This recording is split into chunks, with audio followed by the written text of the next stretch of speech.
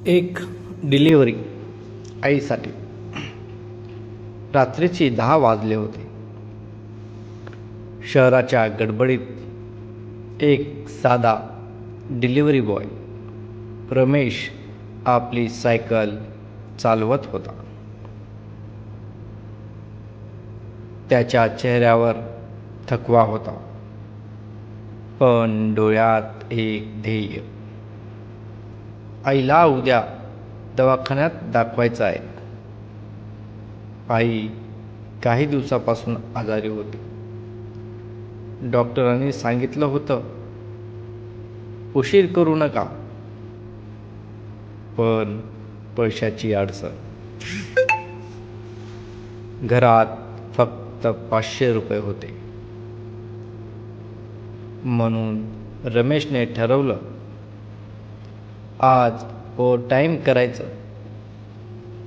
काहीही झालं तरी 1500 रुपये जमवायचे.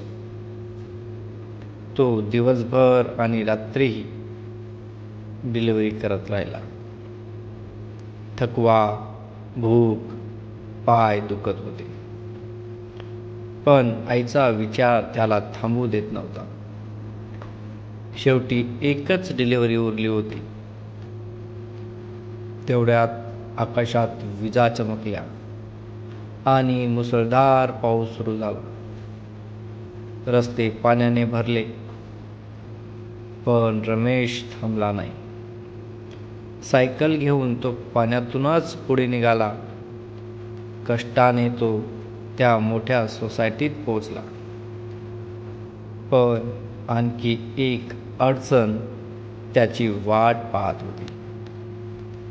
लिफ्ट बंद पडली होती. ऑर्डर 14व्या मजल्यावर होती. क्षणभर तो थांबला, पण लगेच स्वतःला म्हणाला, आईसाठी आहे, हार मानायची नाही. आणि तो एक एक पायरी चढत गेला. ओले कपडे, दमलेलं शरीर, श्वास जोरात चालू होता, तरीही तो थांबला नाही. शेवटी तो 14व्या मजल्यावर पोहोचला.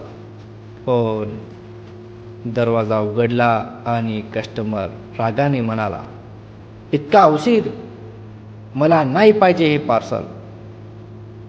आणि त्याने ते पार्सल घेऊन थेट कचऱ्याच्या डब्यात फेकून दिलं.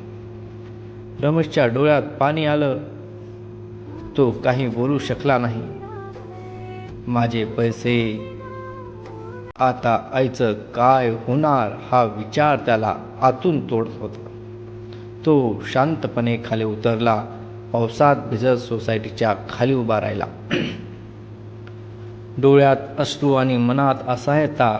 उद्या आईला कसं दाखवणार? वरून तोच कस्टमर हे सगळं पाहत होता. रमेशची अवस्था पाहून त्याला स्वतःची लाज वाटली. त्याला स्वतःची चूक जाणवली. तो लगेच खाली पळत आला. भाई, माफ कर, मी चुकीचं केलं, असं म्हणत त्याने रमेशच्या हातात पैसे दिले. फक्त पार्सलचे नाही, तर त्यापेक्षा जास्त पैसे देऊन त्याची माफी मागत त्याच्या गळ्याला पडला.